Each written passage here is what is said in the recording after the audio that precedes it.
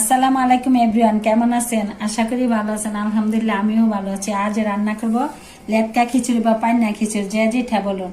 পোলার চাল আর ডাউলটা আগে থেকে ধুয়ে পরিষ্কার করে নিয়েছি। সাথে পেঁয়াজ কুচি করেছি, ধনিয়া পাতা কুচি করেছি, কাঁচামরিচ কুচি করে নিয়েছি। কিভাবে রান্নাটা করতেছি আপনাদের সাথে শেয়ার করতেছি। আজকে লেটকা খিচুড়ি বলুন আর পান্না খিচুড়ি বলুন, ওই খিচুড়ি রান্না করবো। কড়াইয়ের মধ্যে দিয়ে দিচ্ছি চাল,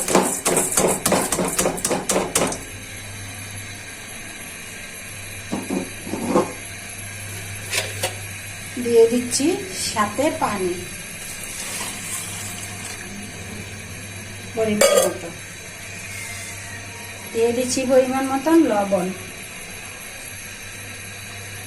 দিয়ে দিচ্ছি পরিমাণ মতো রসুন বাটা, দিয়ে দিচ্ছি পরিমাণ মতো আদা বাটা, সাথে দিচ্ছি পরিমাণ মতো হলুদের গুঁড়া, দিয়ে দিচ্ছি দারচিনি, দিয়ে দিচ্ছি তেজপাতা, দিয়ে দিচ্ছি এলাচি। এখন দিয়ে দিচ্ছি পরিমাণ মতো জিরার গুঁড়া, লাল মরিচের গুঁড়া দিয়ে দিচ্ছি অল্প একটু, কাঁচামরিচ দিব। এখানে নেড়ে চেড়ে ভালো করে সিদ্ধ হওয়ার জন্য রেখে দিব। পরে সম্বার বা বাগার যেটা বলো রান্না হওয়ার পরে দিব ঘি দিয়ে। এখন একটু রেখে দিচ্ছি সিদ্ধ হওয়ার জন্য। দেখি বোনেরা কেমন হয়েছে খিচুড়িটা। সিদ্ধ হয়ে গেছে, প্রায় হয়ে গেছে খিচুড়িটা। এখানে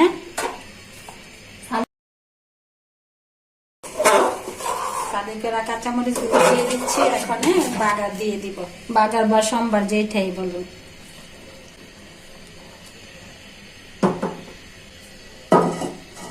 কড়াইটা গরম হয়ে যাক, পেঁয়াজটা দিয়ে দিচ্ছি।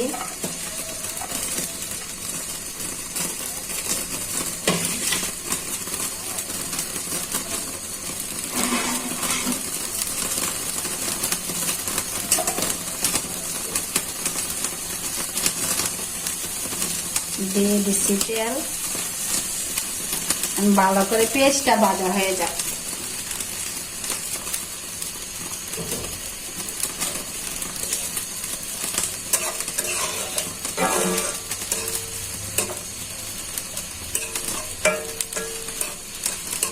পেঁয়াজটা বোনেরা ভাজা হয়ে গেছে। এখন সাথে একটু ঘি দিয়ে দিচ্ছি। আর লেটকা খিচুড়িতে একটু ঘি দিলে ভালো লাগে, বাসায় আছে তার জন্য দিলাম।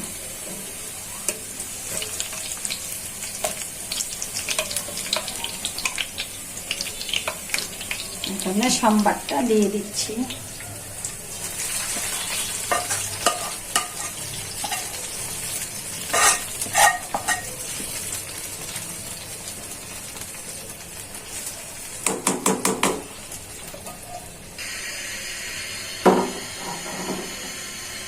এখন দেখুন বোনেরা কি সুন্দর হয়েছে, আর যা সুন্দর একটা সেন্ট আসছে। সাথে দিচ্ছি ঘি, লেটকা খিচুড়ি। তো বোনেরা খিচুড়িটা তো হয়ে গেছে। এখন ধনিয়া পাতাগুলো ছিটিয়ে দিচ্ছি।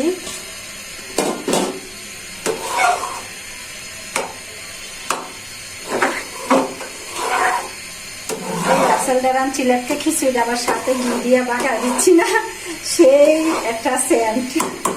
এখন দেখি টেস্ট করে। ও সেই স্বাদ, সেই মজা। তো আপনারা ভালো থাকবেন, সুস্থ থাকবেন। আমার ভিডিওগুলো বেশি বেশি দেখবেন, লাইক করবেন, কমেন্ট করবেন। সাবস্ক্রাইব যদি না করে থাকেন সাবস্ক্রাইব করবেন। আমার ভিডিওটা না টেনে দেখবেন। তো ভালো থাকবেন, সুস্থ থাকবেন। আল্লাহ হাফেজ।